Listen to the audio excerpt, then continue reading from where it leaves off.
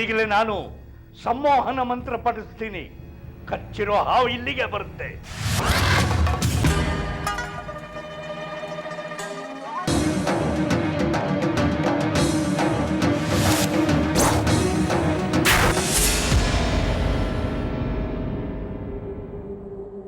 Low ಮನೆ ಹಾಳ್ರ, ನಿಮ್ಮೆಲ್ರೂ ನಾನು ಸುಮ್ಮನೆ ಬಿಡಲ್ಲ ಕಣ್ರೋ.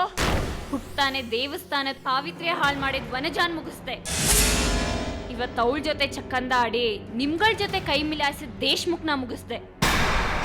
ಒಬ್ಬೊಬ್ರೆ ಖಾಲಿ ಆಗ್ತೀರಾ, ಆದ್ರೆ ಕೊಂಬೆ ಕಡಿಯೋದ್ಕಿಂತಲೂ ನನಗ್ ಬೇರ್ ಕಡಿಯೋದು ಮುಖ್ಯ. ಲೋ ಕಪಾಲ, 18 ವರ್ಷ ಮುಗ್ದಾದ್ಮೇಲೆ ನಾನು ಹಳ್ಳೂರ್ಗೆ ಹೋಗಿ ಬಂದಿದ್ದೀನಿ. ನಿನ್ ಶಕ್ತಿ ಮುಂದೆ ನಿಲ್ಲೋ ಶಕ್ತಿ ಈಗ ನನಗೂ ಬಂದಿದೆ. ಅವಕಾಶ ಸಿಕ್ಕಿದ್ರೆ ಇವತ್ ನೀನು ಹೋಗ್ತೀಯೋ? ಅದಕ್ ಮುಂಚೆ ನಾನು ಈ ಸಾವಿನ ಸಂಭ್ರಮನ ಆಚರಿಸ್ಬೇಕು. ಆಚರಿಸ್ತೀನಿ.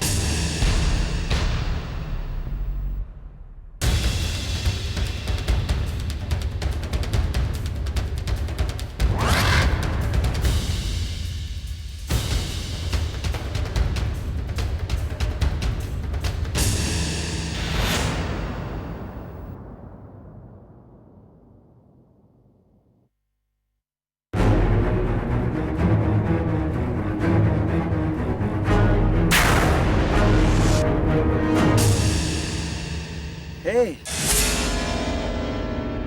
ನಾಗು, ಎಲ್ಲಿ ನೀನು ಡಿಯರ್? ಮನೆ ಹತ್ರ ಇದ್ದವಳು ಕಾರ್ಯಷ್ಟ್ರಲ್ಲಿ ಮಾಯ, ಈಗ ಇಲ್ಲಿ ನೋಡ್ರೆ ಪ್ರತ್ಯಕ್ಷ. ಸುಶ್, ಅದೊಂದು ದೊಡ್ಡ ಕತೆ. ದೊಡ್ಡ ಕತೆನ ಸಿಂಪಲ್ ಆಗಿ ಹೇಳ್ಬೋದಲ್ಲ? ಅದು ನೀನು ಒಳಗೆ ಯಾವಾಗ ಕರೀತಿ ಅಂತ ನಾ ಕಾಯ್ತಾ ನಿಂತಿದ್ನಲ್ಲ, ಆಗೊಂದು ಹಾವು ನನ್ಗೆ ಅಟ್ಟಾಡಿಸ್ಕೊಂಡ್ಬಂತು. ಎಲ್ಲಿ ಹೋದ್ರೂ ಬಿಡ್ಲಿಲ್ಲ. ಕೊನೆಗೆ ಸಿಕ್ಕಿದಾಟೋ ಹತ್ಕೊಂಡು ರಯ್ಯ. ಹಾವ? ಹಾಗಾದ್ರೆ ದೇಶಮುಖ್ನ ಅದೇ ಹಾವ ಕಚ್ಚಿರೋದು? ಯಾರನ್ ಕಚ್ತು? ಏನಿಲ್ಲ, ನಾನೇನೋ ಅಂದ್ಕೊಂಡೆ. ಅಂದಾಗೆ ನೀನೇ ನಿಲ್ಲಿ. ಯಾರೋ ಇಲ್ಲಿ ಸ್ನೇಕ್ ಬೈಟ್ ಸಿಗುತ್ತೆ ಅಂದ್ರು, ಅದಕ್ಕೆ ಬಂದೆ. ಇಲ್ಲಿ ನೋಡಿದ್ರೆ ಯಾರೂ ಇಲ್ಲ.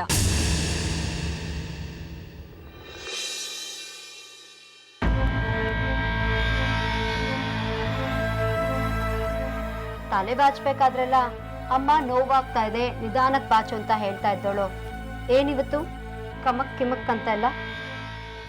ನೋವು ಅನ್ನೋದು ಹಾಗೆ ಅಲ್ವಮ್ಮ, ಯಾವ ನೋವು ಜಾಸ್ತಿ ಇರುತ್ತೋ ಅದ್ರ ಕಡೆನೇ ಗಮನ ಹೆಚ್ಚಿರುತ್ತೆ. ಏನಾಯ್ತೆ? ನನ್ನ ಜೀವನದಲ್ಲಿ ಮುಂದೆ ನಡೆಯೋದ್ರ ಬಗ್ಗೆ ನನಗೆ ಮನ್ಸು ಒಪ್ತಿಲ್ಲಮ್ಮ. ಯಾವುದೇ? ಮದುವೆ. ನಿಜಕ್ಕೂ ಮದುವೆ ಮಾಡ್ಕೊಳ್ಳೋದ್ರಲ್ಲಿ ನಂಗೊಂಚೂರು ಆಸಕ್ತಿ ಇಲ್ಲಮ್ಮ. ಅಪ್ಪಯ್ಯ ಯಾಕೀಗ ಹಾಡ್ತಿದಾರೋ ನನಗಂತೂ ಗೊತ್ತಿಲ್ಲ. ನಾನು ಈ ಮನೆಗೆ ಅಷ್ಟೊಂದು ಭಾರ ಆಗ್ಬಿಟ್ನಾ ಹೇಳು? ಭಾರ ಅಂತ ಯಾರು ಹೇಳ್ತಾರೆ ಪಂಚಮಿ? ಹೆಣ್ಮಕ್ಳು ಹುಟ್ಟಾಗ್ನಿಂದಲೂ ಮನೆಯಿಂದ ಆಚೆ ಒಂದು ಹೆಜ್ಜೆ ಇಟ್ಕೊಂಡೇ ಬೆಳೀತಾರೆ. ಬೇರೆ ಮನೆಯಿಂದ ಬಂದವಳ ತಾಯಿ ಅವಳ ಕಣ್ಮುಂದೆ ಸಂಸಾರ ಕಟ್ತಾಳೆ. ಆ ಮಗಳಿಗೆ ಮತ್ತೊಂದು ಸಂಸಾರನ ಕಟ್ಟೋ ಜವಾಬ್ದಾರಿ ಕೊಟ್ಟಿರ್ತಾಳೆ. ಇದು ನಡೆದು ಬಂದಿರೋದು. ನನ್ನ ಜೀವನಾನ ಮತ್ತೊಬ್ಬರ ಸೇವೆಯಲ್ಲಿ ಕಳಿಬೇಕು ಅನ್ನೋದೇ ನನ್ನ ಆಸೆಮಾ. ಅದು ನಿನ್ನ ಗಂಡನ ಮನೆಯವ್ರ ಸೇವೆ ಅಂತಿಟ್ಕೋ. ಹಾಗೇನಾದರೂ ಹೋದರೆ ನನ್ನ ಸಮಾಜ ಸೇವೆಗೆ ಒಂದು ಚೌಕಟ್ಟು ತಂದಾಗತ್ತಲ್ವಾ? ಬೀಸೋ ಗಾಳಿಲಿ ಒಂದು ಒಣಗಿದ ಎಲೆ ಇದ್ದ ಹಾಗಮ್ಮ ನಾವು. ಗಾಳಿ ಬೀಸ್ದ ಹಾಗೆ ನಮ್ಮ ಬದುಕು.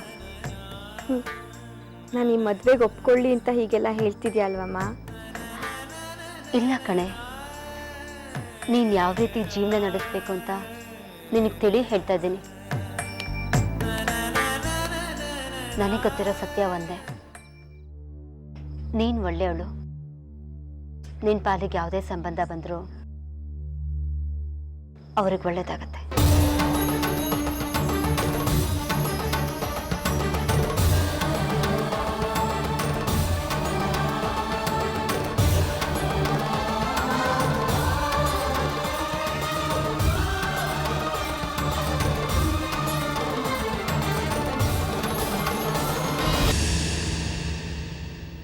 ಇಷ್ಟೊತ್ತಿಗಾಗಲೇ ದೇಶ್ಮುಖ್ ಬರಬೇಕಾಗಿತ್ತಲ್ಲ. ಛೇ, ಬಂದಿದ್ದಿದ್ರೆ ಸಾಕ್ಷಿ ಸಮೇತ ಸುದ್ದಿ ಸಿಕ್ಕಿರೋದು. ನಾಳೆ ಪೇಪರ್ನಲ್ಲಿ ಸಮಾಜ ಸೇವಕ ದಿ ಗ್ರೇಟ್ ಬಿಸ್ನೆಸ್ ಮ್ಯಾನ್ ವಿಠಲ್ನ ಮಾನ ಮರ್ಯಾದೆ ಹರಾಜಾಗಿರೋದು. ಆದರೆ ಇವ್ರು ಯಾಕೆ ಇನ್ನೂ ಬರಲಿಲ್ಲ? ಅಥವಾ ಅವರೇನಾದರೂ ದೇಶ್ಮುಖ್ನ ಮುಗಿಸ್ಬಿಟ್ರಾ?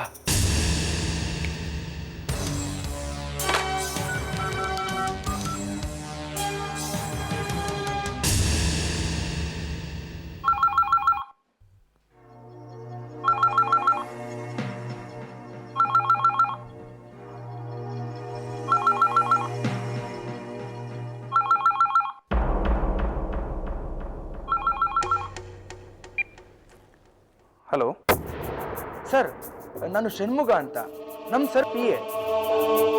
ಅವರು ನಿಮ್ಮನೆಗೆ ಬರ್ತೀನಿ ಅಂತ ಹೇಳಿದ್ರು. ಅವರು ಅಲ್ಲಿಗೆ ಬಂದಿದ್ರಾ ಸರ್? ನಿಮ್ಮ ಸರ್ ಯಾರು ಅಂತ ನಮ್ಗೆ ಯಾಕಪ್ಪ ಗೊತ್ತಾಗುತ್ತೆ? ಸರ್, ನಮ್ಮ ಸರ್ರು ದೇಶ್ಮುಖ್ ಸರ್ರು.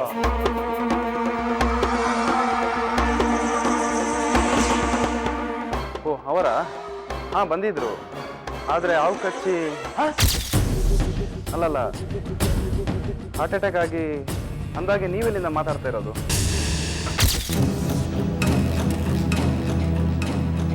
ಫೋನ್ ಯಾಕೆ ಕಟ್ ಮಾಡ್ದ? ಏನಿದು, ಹಾವು ಕಚ್ಚಿತು ಅಂತಾನೆ, ಹಾರ್ಟ್ ಅಟ್ಯಾಕ್ ಆಗಿದೆ ಅಂತಿದ್ದಾನೆ. ಇಲ್ಲೇನೋ ಆಗ್ತಾ ಇದೆ. ಏನಾಗಿರ್ಬೋದು?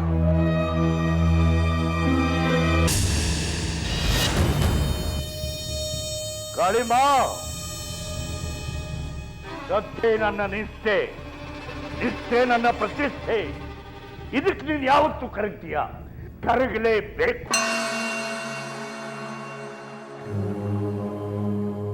ದೇವ್ರೆ, ಭಕ್ತಿ ನನ್ನ ನಿಷ್ಠೆ ಅನ್ನೋದು ನಿಂಗೆ ಗೊತ್ತಿದೆ. ನಾನಿಲ್ಲಿ ಯಾಕೆ ಇವತ್ತು ಬಂದು ಕೂತಿದ್ದೀನಿ ಅನ್ನೋದು ನಿನಗೆ ಚೆನ್ನಾಗಿ ಗೊತ್ತಿರುತ್ತೆ. ಇದ್ದಕ್ಕಿದ್ದ ಹಾಗೆ ನನ್ನ ಮದುವೆ ಪ್ರಸ್ತಾಪ ಮುಂದೆ ಬಂದಿದೆ. ನಾನು ಏನು ಉತ್ತರ ಕೊಡಬೇಕು?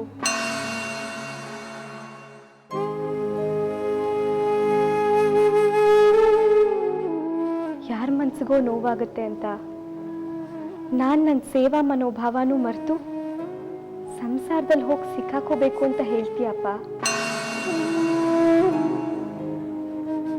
ಮೀಸಲು ಕಟ್ಟಿ ಮನಸ್ಸಿನಲ್ಲಿರೋದನ್ನ ಹೇಳ್ಕೊಂಡ್ರೆ ಕಷ್ಟ ಪರಿಹಾರ ಆಗುತ್ತೆ ಅಂತ ಹೇಳ್ತಾರೆ.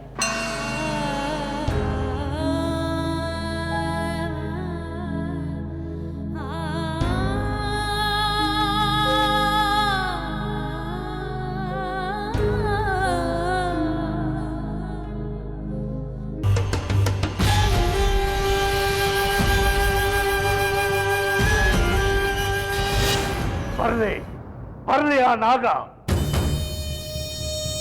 ಓಂ ಫಟ್.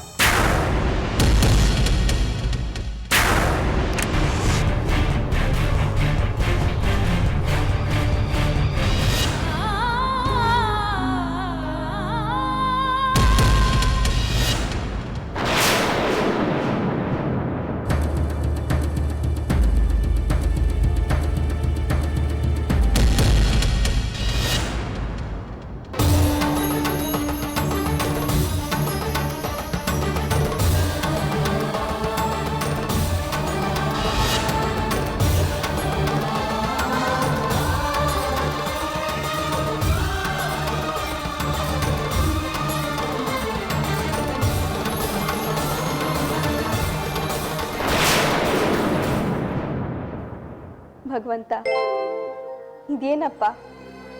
ಇದ್ದಕ್ಕಿದ್ದ ಹಾಗೆ ಇಡೀ ದೇಹ ನಿನ್ನಿಂದ ದೂರ ಆಗ್ತಿರೋ ಹಾಗಿದೆಯಲ್ಲಪ್ಪ. ತೊಂದರೆ ಕಳ್ಕೊಳ್ಬೇಕು ಅಂದಿರ್ಬೇಕಾದ್ರೆ ಇದ್ಯಾವುದಪ್ಪ ಹೊಸ ತೊಂದರೆ ಶುರು ಆಗ್ತಿರೋದು? ಇದು ನಿನ್ನ ತೊಂದರೆ ಅಲ್ಲ ಪಂಚಮಿ, ನಿನ್ನೋರ್ಗಾಗ್ತಾ ಇರೋ ತೊಂದರೆ.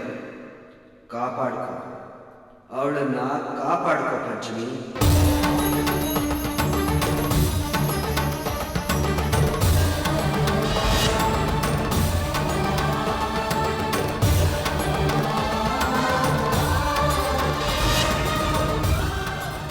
ದೇವ್ರೆ, ನನ್ನ ಕಷ್ಟನ ಪಕ್ಕಕ್ಕಿಟ್ಟು ಕಷ್ಟದಲ್ಲಿರೋರನ್ನ ಕಾಪಾಡಪ್ಪ.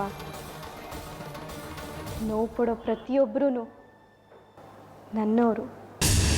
ಅಲ್ಲ, ಈಗ ನೋವು ತಿಂತಿರೋಳು ನಿನ್ನೋಳು. ನಿನ್ನ ಒಡ ಹುಟ್ಟಿದೋಳು ಪಂಚಮಿ.